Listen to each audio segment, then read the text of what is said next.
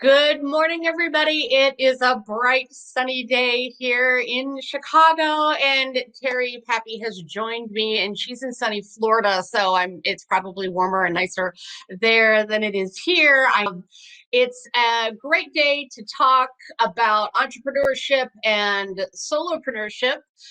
If don't turn this off. However, if you work for a company, because one of the things we're going to talk about today is entrepreneurship within your company where you are and how to use all of the things that we're going to be talking about within your position, because I think that's one of the kind of hot topics that people are talking about right now. And it's a way for you to keep some autonomy in your and do things that feel really good to you without necessarily having to jump ship and open your own consultancy or something and deal with wearing all of the hats. Terry is a fantastic uh, coach and entrepreneur herself. I will say she and I have worked together, so I'm really thrilled to introduce her to my audience. I'm sure I've talked about her in different conversations with people, but now to say, oh my gosh, here she is, check out her stuff. How do I figure out what works for me? So that's going to be a lot of the theme today, is how to do you.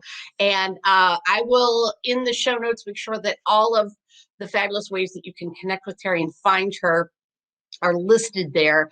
So Terry, anything you want to get out there that I've missed, or you want to go right into questions? What's your thought on this morning's broadcast? Well, well, good morning, Allison, and to our lovely viewership, whether it's on the replay or you're with us right now.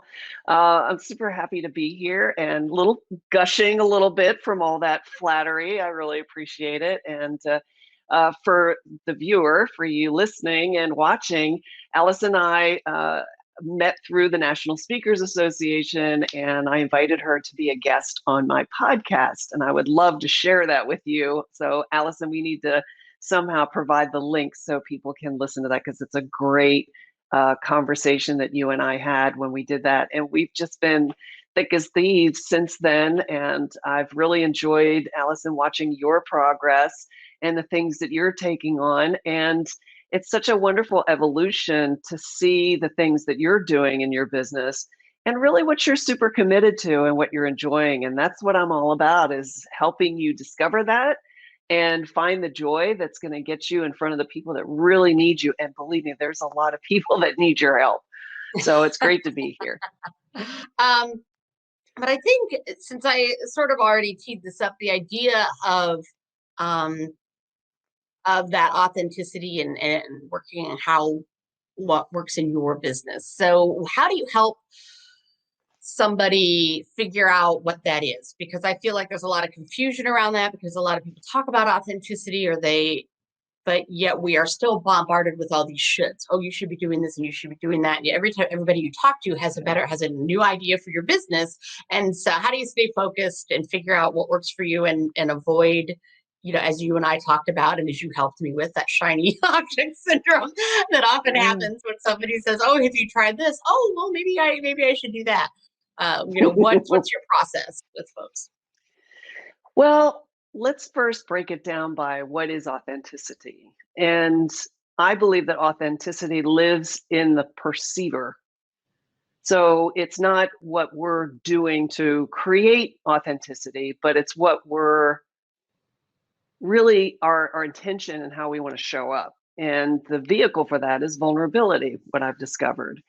And one of the things that I've noticed in my journey, being a solopreneur 15, going on 16 years now, is that I had this kind of, I don't know how to word it, whether I should say persona, or it wasn't really a facade. I wasn't trying to be fake, but because of all the experience I had in the corporate world, I was used to showing up as a certain professional, certain credibility, legitimacy, all of these things. So I always portrayed myself and presented myself very professionally, very, and I found that it was squelching my spirit from the standpoint of how I was expressing myself, how I was being creative, and how I was really showing up in my business. And it occurred to me over the last couple of years that like, okay, and I have to thank my boyfriend Doug for this because he pointed it out. I think one day I was griping about my pipeline or something related to business development. And he said, Terry, he said, honey, when people get to know you, they fall in love with you. It's like the trust is intimate. They know your stuff. And then it's like smooth sailing from there. And I'm like, okay. Like at first when I thought about it, I'm like, oh, that's just your observation and you're biased and all this stuff, right? and, and so, but I started thinking about it and I was like, well, what is it about me having that interaction with someone, allowing them to get to know me, that clicks for them, that establishes that kind of like trust that we're all seeking to create with our prospective audience and target clients. And I realized that how I was showing up on those, just one-on-one consults or just having conversations about what their problems were, where they were struggling with their business development, their marketing, their communications, their customer experience, all those things that I help people with. And I was like, I'm not having that kind of like presentation of, oh, I've got my what together and I'm a quintessential professional and oh, I've done all this in corporate and oh, look at all these big companies I've worked with. It's like it wasn't about that, right? It became more about how is Terry going to help these people, and I was really feeling a lot of heart for their problems, their challenges. And I remember a colleague of mine said to me years ago when I was again griping about business, because as solopreneurs we go, ooh. And so he says, Terry, your heart is too big for your business. And when I heard that, at first I was like, I know, and I'm glad. But then I started judging it and thinking, oh, that's not good to have a heart in business and all these things. So I share these different little learnings I've gone through in just how I'm showing up in my business. And I find that when I worry about things, when I focus on things that aren't working, when I have those challenges, I'm not alone, right? I'm not the only one that's having those ups and downs being a solopreneur or even having a full-time job within an organization. We all go through that. It's called being human. And so what I decided was that is essentially what people really need to know is okay. Because we are always, especially in the business context, we're always trying to perform, improve, look good. That's a big one, right? And we want to receive approval, accolade, attention, income, right? And so these are things that are kind of underpinning our need to project this kind of professional, at least that's how it was in my case. But now what I'm being more deliberate about is releasing the Terry and just letting her all out, right? And I mean, that doesn't mean that I'm being unprofessional. It just means that I'm being real. And that's what people want. They talk a lot about authenticity, but more so being relevant. And I believe today and moving into the future as we come through and out of the pandemic situation that has really impacted everything, many in good ways, many in not so good ways. And as we're coming out of this, people have completely different preferences. I know I do. I don't know if you do, but I do. And I want real. I want the real person. And we're always going to get spam. We're always going to get people running their systems, their automations, their funnels, and all that crap. And we're all aware of it. We all know what's going on and we see it coming and we stop it. But I think a lot of that is the attention we give to it. So that's kind of a long-winded, story-based reaction and response to your question about authenticity. I really think authenticity is in the eye of the beholder. They're the ones that say, oh, that's really authentic. That's real. I want some of that. But it's up to us as business owners, people who want more engagement, more income, more revenue, more attention, more people to help and serve, for us to be more real because that's what people want. Mm. Is that so for some entrepreneurs that have established a certain style, let's say, And now that we have moved into with all of the constant Zoom meetings and things, I mean, I think it really has peeled back a lot of layers off of things, right? Like our, Mhm. until we fixed our backgrounds into these fancy things that I finally broke down and bought a shelf, right? I was like, I guess I'm going to have to get the COVID shelf for behind me, Broke right? down and bought a shelf. I finally broke down and bought a shelf. But it's, and people will notice that they're like, oh, but Allison has a shelf. What is you that? feel slightly obligated, but if I'm telling people that they should, what they should sprucing up their background, it's like I better do that myself, right? And but So so people you're walking the talk, right? yeah, I am. I'm walking the talk, and Wayfair loves me for it. So I'll plug got for myself Wayfair. Ding. yeah, got myself a new chair, that's a little more Oh my God. comfortable. Still with no wheels, because if people know me, I tell you not to be on wheels because that's not so good for your body language. But but Uh, the peeling back like of layers, because we have kind of seen behind the curtain of everybody's lives and and businesses. So, is it a gradual process when you work with somebody to kind of try to get back to who they are versus maybe the persona that they created over the years? Or I suppose if they're working with you, they're not necessarily resistant to it, because you would do a really great job of like not of saying we're oh. not going to work together, because I can totally tell you're not going to listen to anything I have to say. But is there kind of a peeling back process? I know you do feel and support kind of that introspective, taking time Mhm. to look within, and she's again, I can't say enough about the Pappy Club, which I need to put in the chat too. So if you guys go over and do and check out that site too, she's got a lot of videos on there, and even guest videos on things that have to do with even manifesting things, or meditation and things like that too. So is it an introspection? Do they go in to then move back out again and peel off kind of the layers, and they don't necessarily have to totally change that persona that they created, but how do you convince them to make it more real, I guess would be the question. Well, here's the thing about that, Allison, and it's really about not them being more real. It's about them giving themselves permission to share what's all of them, what's really going on. Because I think that we've all been trained, thank you, marketers. And by the way, I am not a marketer, I'm a creative. I just want to clear that up because I hate getting put into the bucket of marketers. I think marketers have ruined the world, but no offense personally, but I just think, it's put us into these machines that disallows our ability to be ourselves. And I think that the way we've come up in culture from a business perspective, corporate perspective, working for a company, what everybody's teaching out there, it's all about portraying yourself as I'm together, I'm an expert, I know what I'm doing, here's some examples, because that's what they think people buy. They think they buy the polished end result. And to some degree, that's how business has been done for a very long time. But now, because the internet has made everything very, it's like everything's Switzerland, everything's wide open.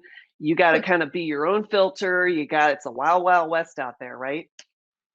And so what that does is that makes it a free for all. And so we're becoming much more uh, critical as far as what we're consuming. And I'm speaking from a consumer perspective, right? Not a business perspective. As consumers, we're wanting more ease and flow and connection to things that really matter. And so what that means is that's more about relationship selling. And studies have been done up to very recently that referrals of warm leads is still the number one way that any company or solopreneur grows their business. So when you're looking at the way the persona you've created, as you said, or the way you've been portraying yourself, that's still you, right? It still came from you. It's, even if you're using someone's system or their course template or whatever, You're seeing what people are doing, you're kind of Frankensteining it together on your own. Whatever that is, it's your decision use it, to use it as a vehicle to put yourself out in the world. So when I work with a client who wants to change that, who wants to go a little bit more impactful and invite more transformation from their audience and really have a deeper ability to influence them and be more real, that's when we start looking at, okay, we look at two things. One, how can you be more vulnerable? And the second one, which I'm really starting to get into big time, is simplicity. How simple can we make this? And I can't tell you how many websites, for example, that I come across that the website designer, builder, whether it's the owner, whether it's the individual, or they hired somebody, they make it incredibly difficult to take action, to get what they need right away. And in a clear customer experience, it's like nobody does user testing, or nobody really thinks about, what is my website visitor really trying to accomplish? Am I making that as simple as possible for them? And so I'm on this big path right now to super simplify my business. I'm consolidating everything. I'm bringing in my messaging. I'm just, because over time we kind of just try this project, then we throw that out there, and we got 2 YouTube channels, 10 YouTube channels. We got these social media. It's like everywhere. And the more I work with communications and just how people are presenting themselves and putting themselves out there, they're all overwhelmed with how much they have to post, how much they have to manage, how many people they have to outsource to in order to get things done. And what that does is that keeps them from being vulnerable, being real, being closer, more closely connected to their audience, to the people they really want to have conversations with, that they really want to build relationships with, and not come at it from a scale and volume, and I'm going to go from 6 figures to 7, and all this crap that we're constantly being programmed with online. So I really think that we've just been trained into this pattern of behavior because other people are doing it. It's what's being sold and presented by the marketers out there, and it inhibits us from really giving ourselves permission to talk about the things that matter. It's like this morning, perfect example. This morning I went through the drive-through at Starbucks at like 5:30 because I'm an early riser. I'm a lark. And so my neighbor works there, and he was at the drive-through window handing me my nitro, and he was kvetching and complaining about his marital situation. He's having troubles in his marriage. And what was interesting about it was this wasn't the first conversation he's had with me. So apparently we're having with my neighbor, he feels that we're having personal conversations. And I'm like, okay, so. So anyway, I felt like I was conversation hijacked in the Starbucks drive-through. And I'm like, okay, I got my drink. Can I go now? And he's, and so I finally pulled away because there was somebody on the counter who was saying, hello, can you help me? Anyway, so I leave the drive-through, and my thinking about that experience was, I don't know why he doesn't just take action and do something, get counseling, get divorced, live separately, whatever, because I'm so solution oriented, but he was getting a payoff out of the complaint. And so it inspired me to write a blog post about it. So normally I wouldn't, I would write a blog, but like in the past, I would write a blog post just talking about that. And then almost academically talking about, what are you complaining about? Okay. But what I did is I took it a step further because of my own personal development and how I try to learn from life.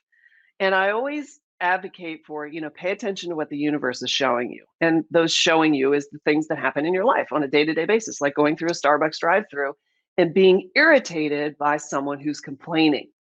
And so what I do is I turn that on myself and I say, what is it that I'm complaining about that I'm not being in action about? So basically what I was mentally prescribing for him to do, because what he was doing was irritating me. Like, I don't like hearing that. I don't want to hear someone complaining. It's because I've been complaining about getting certain results in my own business because I've been busy doing this redesign and consolidation of all my stuff. So what I'm not doing is I'm not getting out there and doing business relationship building like I normally am. And so I've had this thought in my head about, complaining, like, you're not getting it done, you don't have the new clients, blah, blah, blah, blah, blah, all this kind of like your mom bitching at you about something. And Yeah, so the I was like, gremlins. I call them the wow, gremlins back there. They're yes, constantly yes. trying to So there's sabotage you. always, exactly. And so there's always a fear that's typically behind that, a fear or a judgment that comes from conditioning. I'm getting a little deep here. And so what I realized was that I've always had a resistance to the idea of selling. And if anybody reads my content back several years and sees my videos on YouTube, terry.com, they will see that I always speak to sales because it's one of my largest growth areas as a business owner. I just want to take care of people. I want to create things. I want to inspire. I want to coach. I want to do all these things, right? I don't have to go out and sell it. And that's such a common thing with solopreneurs. Now, that all being said, everything I'm sharing live on this video is exactly what I wrote inside this blog post that I wrote this morning as a result of that experience. See, this is where the inspiration that occurs as you're living life, as you're encountering people, whether they're a client or whether they're your neighbor who likes to complain, and use that as a way to help yourself grow, but also help people understand some distinctions, maybe give opportunities for learning through example. And that's what I'm talking about when I talk about vulnerability. So for me to say live on camera, as well as write in a post that goes out in my Pappy Club newsletter about how I see that I'm resisting selling, I'm not being in action, and I'm using this activity in my business to be busy and not deal with that because of all those things. So like all of this growth stuff is important to share because I also share what I'm doing to get out of it. And I think that's what you mentioned in the beginning, was that I provide a lot of practical how to, because that's where people, get the information so then they can get in action and do it. And you don't learn by, just like doing a course, you learn by doing. That's Mm-hmm. really how life changes and the transformation occurs, is you have to do it yourself. You're the creator of your life. And so I kind of outlined, all right, well, just accelerate what I'm doing as far as this redesign or reconsolidation and everything, get it done, and then get back to developing business, but honor and respect that I'm paying attention to what the universe is showing me. And what that is that I have that sensitivity around how I'm complaining about not being in action when it was really just exhibited through this experience I had with my neighbor. So that's kind of a very, very like current, in the moment thing that I've been dealing with today, like Right. just a few hours ago, that I took action. I got the distinction. I created some value, but I was really being vulnerable and I was letting people see that, yeah, I struggle too. Mm-hmm. Well, I think that's so great to be in tune with, what is going on around you. And as you know, I spend a lot of time trying to get people to take blinders off and just like, I always call it listening with your eyes, because I want them to open their eyeballs and just get out of their phones and out of their computers and just look at people, right? I mean, just so just like your example, it would be if somebody comes to me and says, "Oh my gosh, somebody was doing XYZ," and they try to show me some version of whatever it was they saw in a coworker or somebody, and like, and I don't know what it was about that, but it just like it turned me off. Like I immediately like, felt this gut reaction of, I just wanted to walk away, or that person really is Yeah, irritating me, and so I feel like some of that is that sort of similar process, because then I go yeah, into, okay, so are you try to figure out in your own brain, is the behavior something that you don't like because it's foreign to you? It's sort of a body language thing that you don't normally see, or that that is different from you, or is it, mm, as almost in your experience, is it reflecting something back to you that you realize you do that you don't like to do, and is it bringing exact. that That's up it in right you? there. That you just said it, Allison. whatever triggers us, no matter what the circumstance is, it's not something that we're witnessing or that it's happening out there to us, or we're like, oh, look at that. That sucks. Judgment, judgment, right? No, it's being shown to us and we're triggered because it's something we need to reflect and look upon regarding ourselves. So we're thinking something about ourselves that's being mirrored by an experience that we're attracting. So I know that's a Oh, little kind of woo woo, but that is what, and anybody who's in the coaching industry or, does coaching in their business understands this. So when you have something trigger, that's something where you like got to stop and say, okay, why am I? And it's always, the trigger is always a negative emotion that you feel, insecurity, a fear, anger, guilt, judgment. Usually shows up as a judgment, like me judging my neighbor in the drive-through. Oh my God, all he does is complain. Why doesn't he just do something about it? Right. right. Right. Pull So the it's like you trigger and take just, that, yes, you cut take the that trigger cord, and you man. flip it around and you say, okay, Terry, what are you complaining about? Why don't you just get in action with it? And it's like, I'm complaining that I don't have business. So get in action, get on the phone and start talking to people. Right. Well, and Duh. it's easy for us, to say that, obviously, and then we need that coach or that person to help, hold that Do we mirror really up though? I to want to challenge you us. on that. Do we really? I think what we need to do is just say, I got to do it. Because I tell you what, whenever I get in these modes where I'm kind of having that sentiment and I'm like, I'm not getting, out there enough. I'm not having enough conversations. And I stay in that kind of energy, which is like why this all showed up for me today. But when I get in action and when I start reaching out, and it could be as simple as sending 10 emails or just trying to call somebody or just DMing them on LinkedIn and saying, hey, how's it going? Or hey, I read your post, whatever. Start the conversation and be real, be yourself.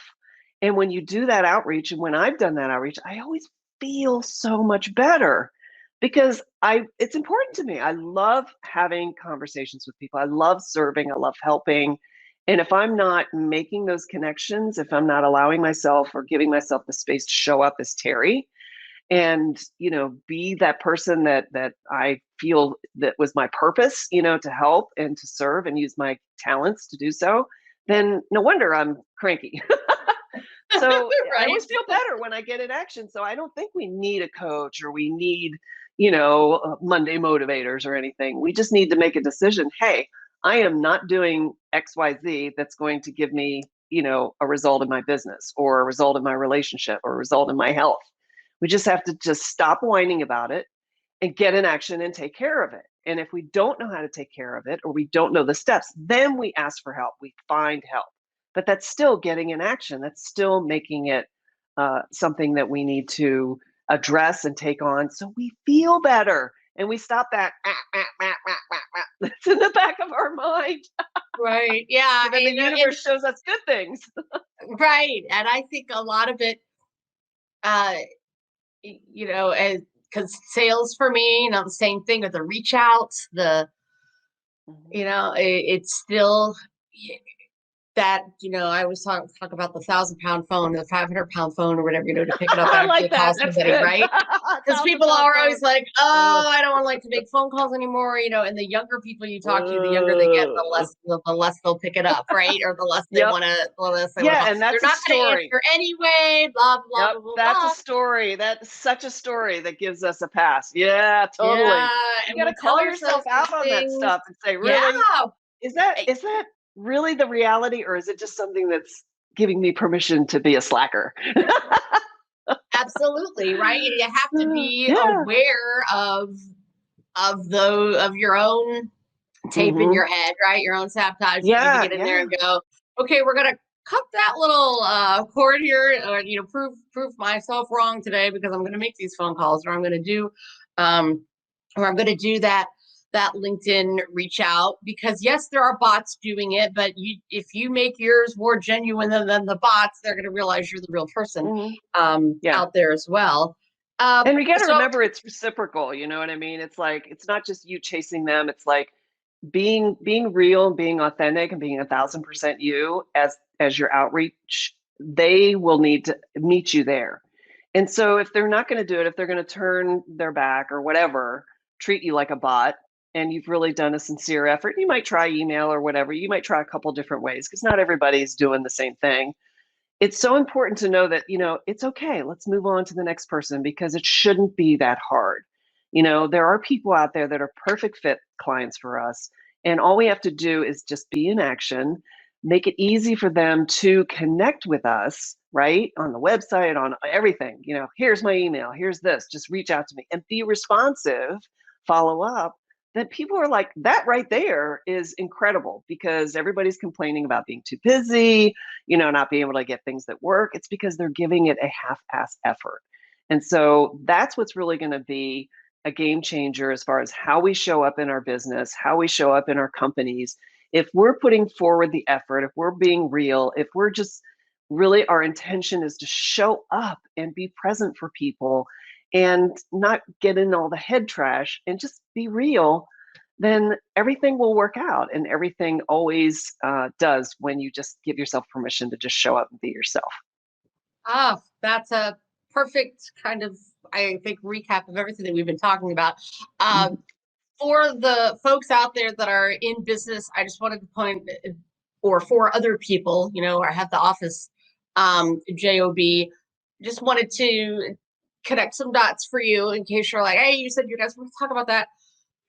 The showing up as you and being willing to be vulnerable as you is the same exact advice that I give to corporations and teams. Being the solo person going into their Mhm. environment, I have to be very real and authentic and vulnerable, and I need to ask them to be the same with me because otherwise we're never going to get anywhere.